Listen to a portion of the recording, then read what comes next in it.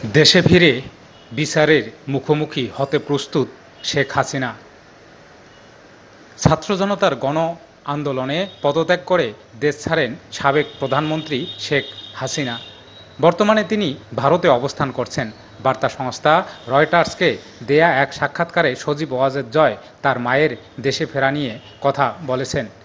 যুক্তরাষ্ট্রের Washington DC থেকে বার্তা সংস্থা রয়টার্সকে সাক্ষাৎকার দেন বুধবার তার সাক্ষাৎকার প্রকাশিত হয়েছে। সাক্ষাৎকারে শেখ হাসিনা কবে দেশে ফিরতে পারেন জানতে চাইলে তিনি উত্তর দেন, এটি তার উপর নির্ভর করবে। তিনি দেশে ফিরে বিচারের মুখোমুখি হওয়ার জন্য প্রস্তুত। জয় বলেন, এই মুহূর্তে আমি আমার দলের লোকদের নিরাপদ রাখতে চাই।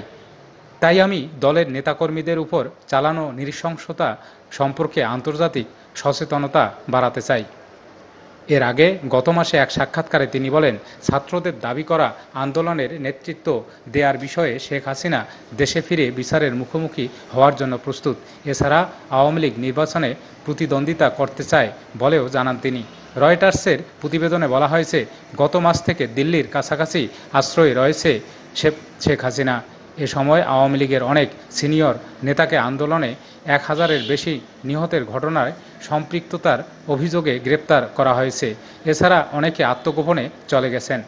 জয় অভিযোগ করেন, শেখ হাসিনার পতনের পর থেকে আওয়ামী লীগের অনেক নেতাকর্মীকে হত্যা করা হয়েছে।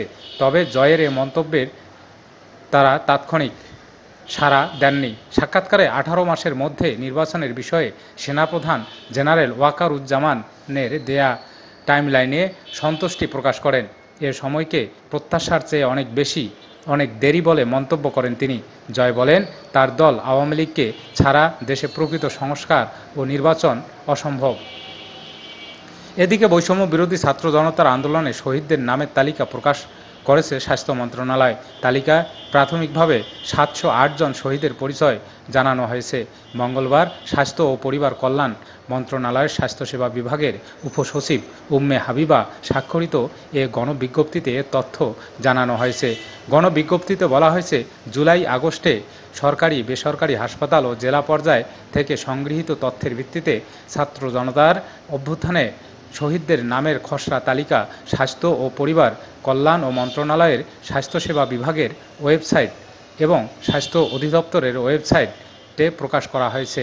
তথ্য সংযোজন করার জন্য ওয়েবসাইট প্রকাশিত তালিকাটি 23 সেপ্টেম্বর থেকে 6 অক্টোবর পর্যন্ত সর্বসাধারণের জন্য উন্মুক্ত থাকবে।